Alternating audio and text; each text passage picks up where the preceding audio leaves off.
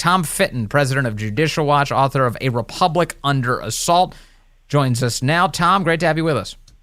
Hey, Vince. Good to be with you. Thank you. All right, so Merrick Garland announces special counsel today. The other big piece of news we found out is that Joe Biden was keeping classified documents next to his 1967 Corvette Stingray in his garage in Delaware. It doesn't sound like a safe place to keep classified documents. What do you make of all of it?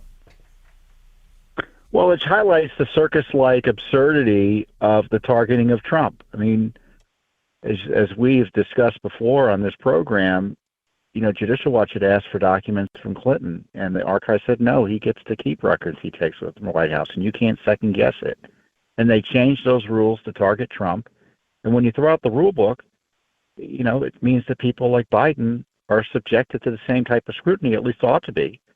And it's now it's been 2 months that he's been under criminal investigation, right? This didn't stop. This didn't start today with the special counsel. I think one of the networks, or I think it's NBC News or someone's reporting that they've been questioning people for a long period of time. So all this has been done in secret while they're dragging Trump through the mud, suggesting he's the worst person in the world for doing something that Biden did, which is keeping records that he deemed as personal or he took with him that, the government previously told us with Clinton, if he has them after he leaves office, they're presumptively personal, including potentially classified records. All of this is a kind of a sick joke. And of course, the joke is on the rule of law because people are getting harassed. The president is being threatened with jail. And now the president of the United States has backed himself into a corner, and a distracting one. And, if Biden had any spine, what he'd say is, you know what, and I'm sure he'll get some political blowback if he did it, but the truth is, this is insanity. We're going to stop it because I'm not going to let me or former presidents or former vice presidents, be victimized through this, very narrow or absurd interpretation of the law. Yeah, and it is amazing. They took what should have been a pedestrian paperwork dispute and blew it up into this thing at preposterous levels by this FBI raid on Mar-a-Lago. They go and they smash their way in. They take pictures as they splay all the document covers out on the floor. They try and embarrass Donald Trump. They release all of this to the press. The press plays along willingly, and now it seems to be blowing up in Joe Biden's face. All of that treatment. But I've noticed that he's not getting the same treatment. The press has been, putting a little spin on the ball every time they talk about this story, saying it's not as bad as what Trump did. And the FBI is not releasing photos of the garage with the documents laid out on top of the hood of the Corvette. We're not seeing any of that. Right. In theory, President Biden's been on notice since February or even 2021, given that his administration was trying to claw back records from Trump. Didn't his lawyers say, well, I wonder if he has records, right? Of course, they should have said that. But there was no scrutiny, no ask that we're aware of that of Biden in terms of records he had kept from the Obama administration. Same goes, are they pursuing Obama? Bill Clinton, we know, has records that reflect on his presidency that should have been obtained. We sued for them, and they told us we couldn't get them, and archives had no business second-guessing the president's decisions there. I tell you, when you break the rules and throw out the rule book, right, to go after your political opponents, that rule book isn't there to protect you. And who's going to restore the rule of law?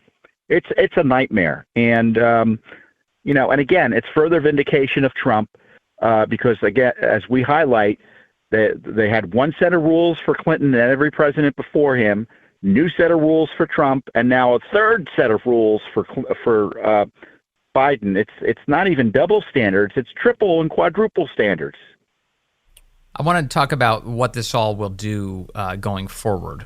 One component is the Justice Department is now under investigation for abusing the American people, and specifically conservatives, Republicans, by the House. They're launching this church-style committee led by Jim Jordan. It is going to be investigating the Justice Department's abuses. And I foresee them throwing out this investigation as a way to defend themselves and to suggest that, well, look, we're looking into Biden, therefore any inquiry into our own corruption is a conspiracy theory. We look into both parties. We are independent. Justice is blind. Stop advancing conspiracy theories. I see this as a piece of that. Yeah, and is the Justice Department going to be under investigation for this? I mean, Jordan's committee specifically is going to look at the Justice Department's handling of the Mar-a-Lago raid and whether there was improper targeting there. Obviously, this kind of is all part of that piece. I mean, we need a special counsel for the special counsels, right? The Garland, and frankly, who's at the center of this in the end? Who's responsible? Attorney General Garland. I mean, there's breaking news in the New York Times that they're circling around again. Remember the agony in terms of pursuing Hunter. Oh, they may bring him up on charges related to false statements in the in his gun application. It's nothing. Or limited issues related to taxes. Nothing big related to Joe. It's pretty clear. So where's the special counsel for that? Yes. How is that not a conflict of interest for the Garland Justice Department? What a racket this agency is. It's irredeemably compromised, and we're seeing dramatic evidence of this. Yeah, it's a hustle. And imagine being a foreign leader and looking at all this. It's a hustle. So they're going to come out and they're going to say, hey, look at us. We're scrutinizing these Democrats, and these are layup cases that you could give to the students just out of law school. Oh, did he lie on the gun background check form or not? Yes, he did. Obvious, open and shut. He violated the law. But we're not going to get details, Tom Fitton, or charges for failing to register as a foreign agent. You have Hunter Biden on text messages conveying to people like Tony Bobolinsky that he was trying to avoid registering as a foreign agent. That's all in the possession of the FBI, ripe for investigation and criminal charges, and they're going to pass that over. Or anything that the Biden family has benefited from in terms of Joe Biden's time in office and the way that he's used it to enrich his family at the expense of the American public. None of those charges coming. And instead, they'll tell us justice was served because we slapped Hunter Biden for lying about his drug use. Yep, and in the matter and ignoring that there's a racketeering operation that had been run out of the vice president's office. Because if you're a foreign agent, what was he hired to be a foreign agent for, practically speaking? Not to talk to Obama, but to talk to Joe. Were you surprised to hear that apparently some of these classified documents that were found in Joe Biden's D.C. office contained information, top secret information about Ukraine? Well, that's Joe's special little country. He went out there a few times, including just before President Trump took office. I mean, literally a few days or weeks before he took office in 2017. So it's no surprise he has those documents, especially given his son's business interests there. And, we're all making presumptions that he took these from the White House and they're his documents.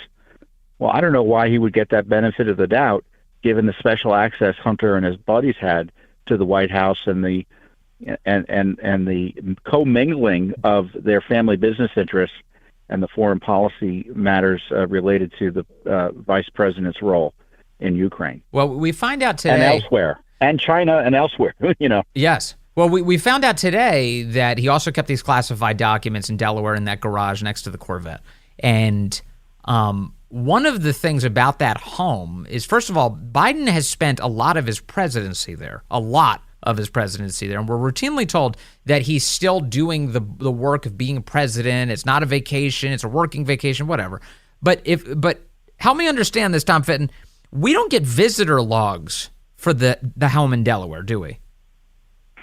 No, we don't.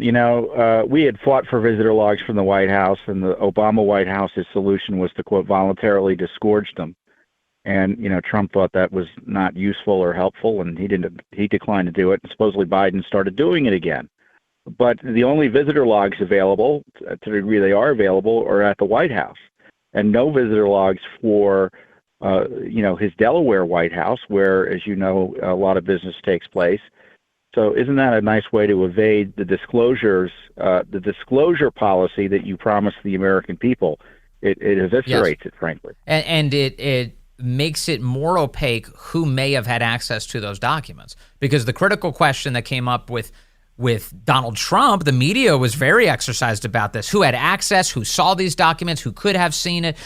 In what ways was our national security compromised? So again, what's good for the goose is good for the gander. Who was in that garage? Who had access to those documents? Who was in Biden's home in Delaware that may have seen those documents? Why didn't the Secret Service, by the way, which is supposed to be scanning all these rooms around the president of the United States for his safety, why didn't they detect the fact that there were classified documents just hanging out in the garage? How about some answers to these questions?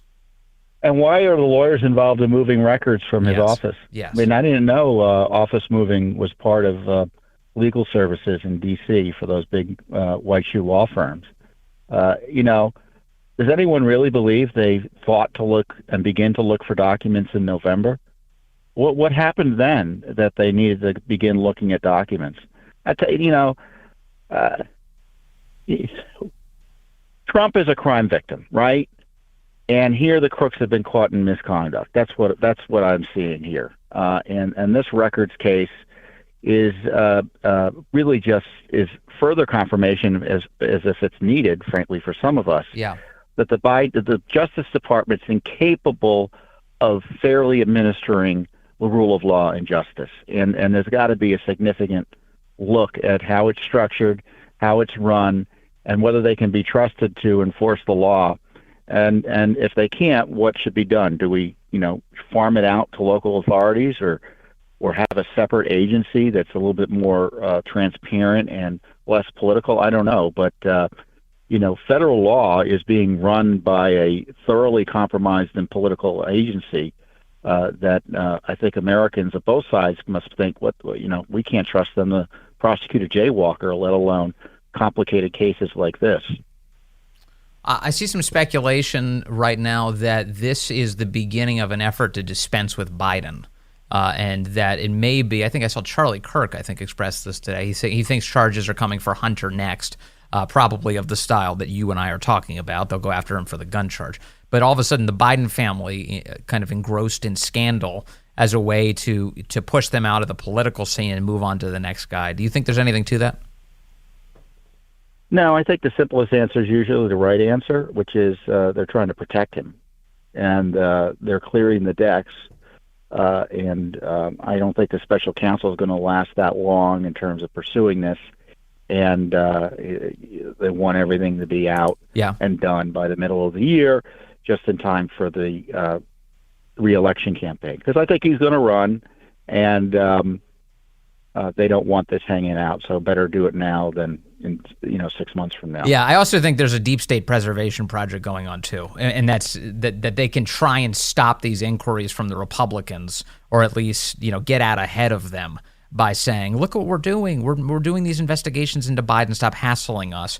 And they hope they can survive this by using Biden as their patsy. Well, one thing for sure is that if there wasn't a House majority about to launch these investigations, as we discussed, there'd be no special counsel. None of this would be happening. Right. I mean, the 2 months wait, it's not coincidental that they announced it just before the House would get wind of it. Yep, exactly right. That was my hunch at the beginning of the week. I'm glad to hear you say it too. Tom Fitton, thank you very much from Judicial Watch. Always good to talk to you, sir. Also the author of A Republic Under Assault. Please go pick that up. Tom Fitton, thank you, sir.